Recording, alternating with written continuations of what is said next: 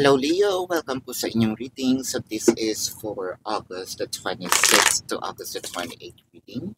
Para po sa mga bago, don't forget to click the subscribe button, smash the like button, comment below kung kayo po'y nakaka-resonate and hit the notification bell.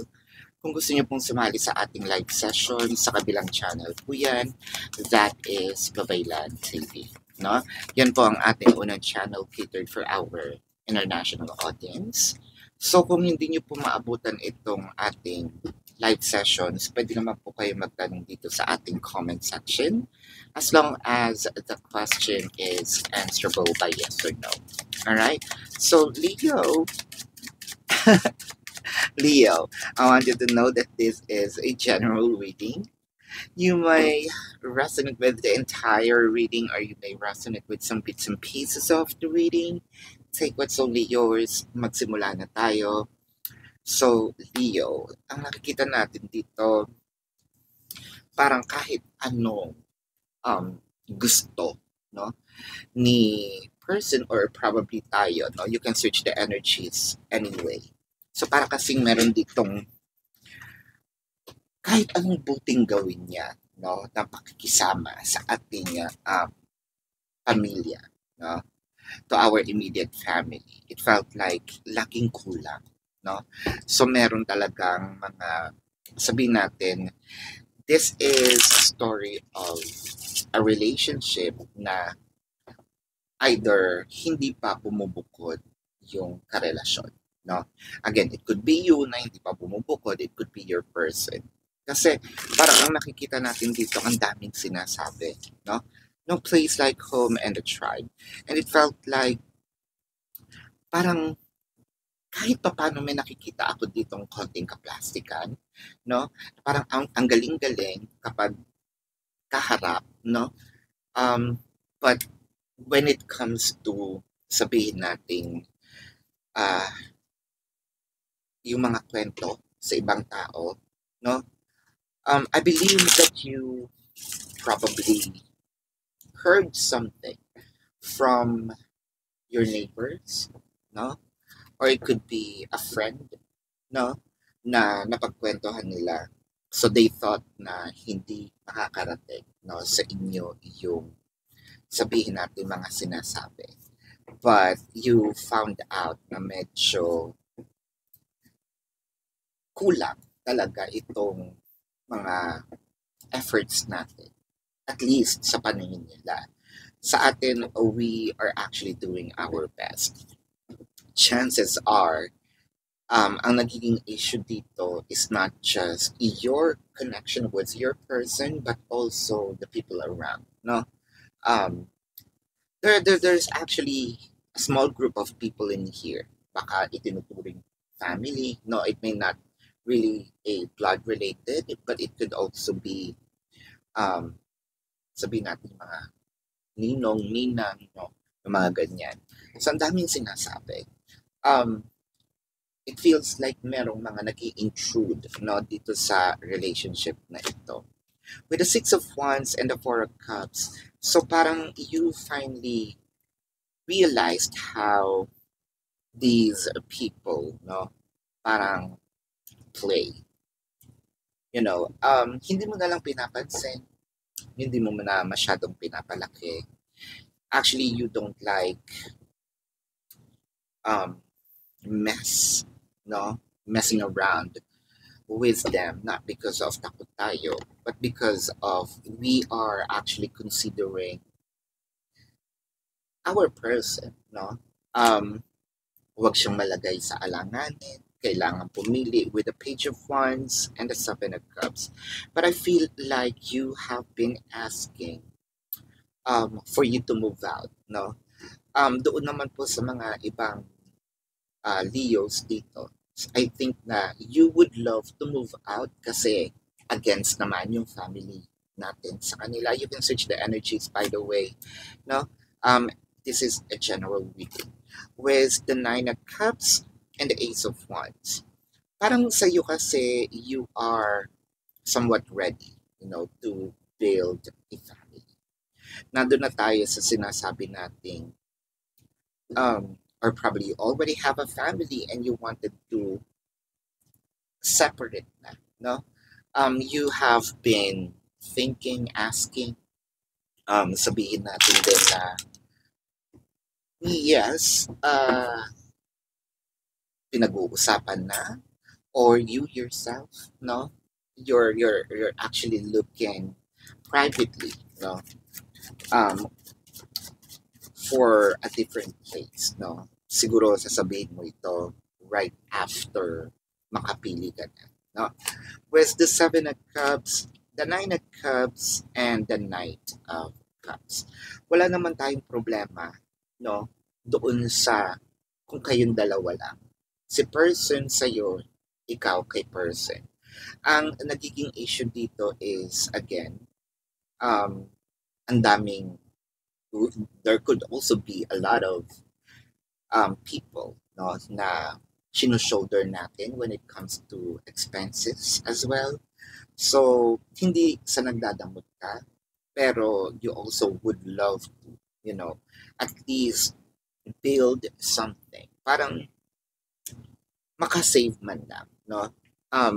Yes, I am actually thankful na somewhat tanggap tayo, no? Pero ayaw naman din natin na parang na-abuse itong kinikita ni person, no? So, with the Page of Cups, the Nine of Wands, the Wise, and the Hermit. So, I think na medyo matatagalan ito, no? You have been, and I think that your person also looking, for something, no? Or some place somewhere.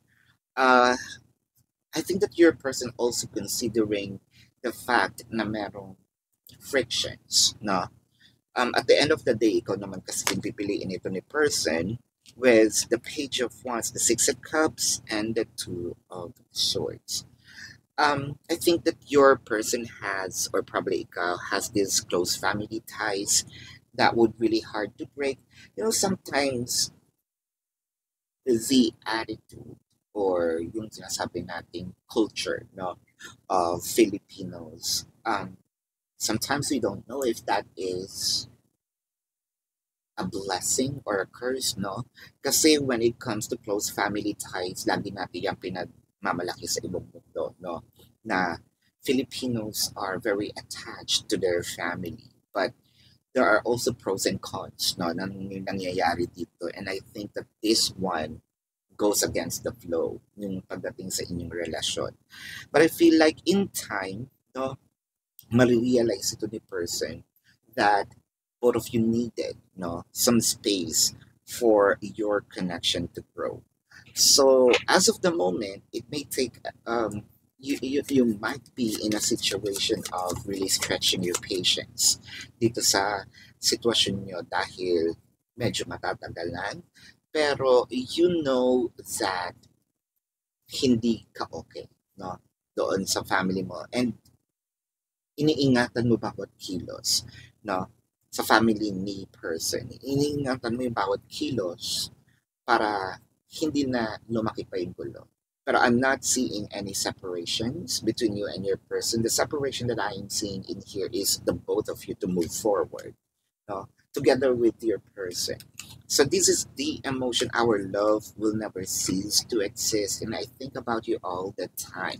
So this is a strong manifestation that your person is always considering your feelings, no, always considering what you think, how you, kumbaga, you're the priority of your person. Now, so let's check here the zodiac sign of your person. This could be their sun sign or a placement in their chart. So Pisces, Scorpio, Cancer, Sagittarius, Virgo, Taurus, Leo, uh,